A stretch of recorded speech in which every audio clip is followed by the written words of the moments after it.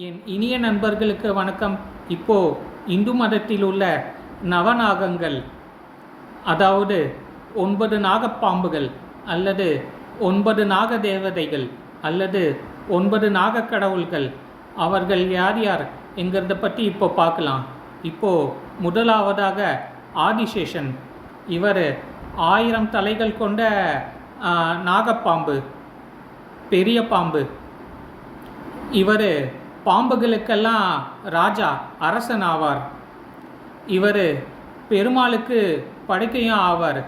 இவர் கருடன் மாதிரி, ஆஞ்சநேயர் மாதிரி இவரும் பெருமாளுக்கு ஒரு சேவகன். இவர் பாம்புகளுக்கெல்லாம் ராஜா, அரசன், இப்போ சொன்ன மாதிரி. அடுத்தது வாசுகி.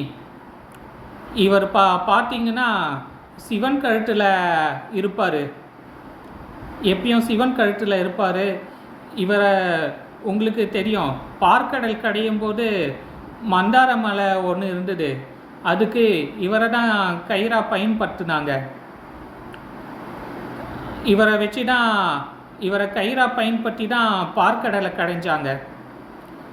அடுத்தது காளிங்கன். இந்த காளிங்கன் உங்களுக்கு தெரியும், இந்த யமுனை ஆற்றுல இருந்தார்.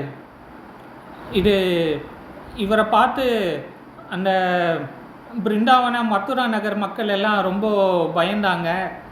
அந்த பிருந்தாவனத்தில் அந்த யமுனா ஆற்றங்கரையோரம் போகும்போது சில பேர் சின்ன பசங்கள்லாம் காணாமல் போயிடுவாங்க, ஒரு சில பேர் இறந்துடுவாங்க. அது கிருஷ்ண பரமாத்மா ஒரு தடவை அங்கே போனார். அப்புறம் காளிங்கன் காளிங் மேலே ஏறி சண்டை போட்டு அடித்து அவரை அடக்குனார். அப்புறம் யார் யாரெல்லாம் இருந்தாங்களோ அவங்களுக்கெல்லாம் உயிர் திரும்பி கொடுத்தாரு. இந்த மகாபாரதத்தில் இது முக்கியமான இது. காளிங்க நர்தனன்னு சொல்லுவாங்க கிருஷ்ண பரமாத்மாவை. இந்த காளிங்கனை அடக்கி அவர் மேலே நடனம் ஆடினார், டான்ஸ் ஆடினார். நான் முதல்ல சொன்னேன்ல, ஆதிசேஷன் பாம்புகளின் அரசன், ராஜா. அவருக்கு இன்னொரு பேர் கூட இருக்குது, அனந்தன், அனந்த நாகம். இப்போது பெருமாளை அனந்த சைனன்னு சொல்கிறோம்ல, அது பேர் வர்றதுக்கு காரணம் இவர் தான், ஆதிசேஷன் தான். இவருக்கு இன்னொரு பேர் அனந்தன்னு சொல்லுவாங்க, அனந்த நாகம்னு சொல்லுவாங்க, அனந்த நாகு. பெருமாள் இவர் மேலே பத்திருக்கிறதுனால அவருக்கு அனந்த சயனன்னு பேர் வந்தது. சிவன் கழுத்தில் இருக்காரே வாசுகி, அவர் ஆதிசேஷனுக்கு ஈக்குவலான பவர் இருக்கிறவர், அவருக்கு சமமான சக்தி உள்ளவர். இப்போது 3 பேரை பார்த்துட்டோம், ஆதிசேஷன், காளிங்கன், வாசுகி.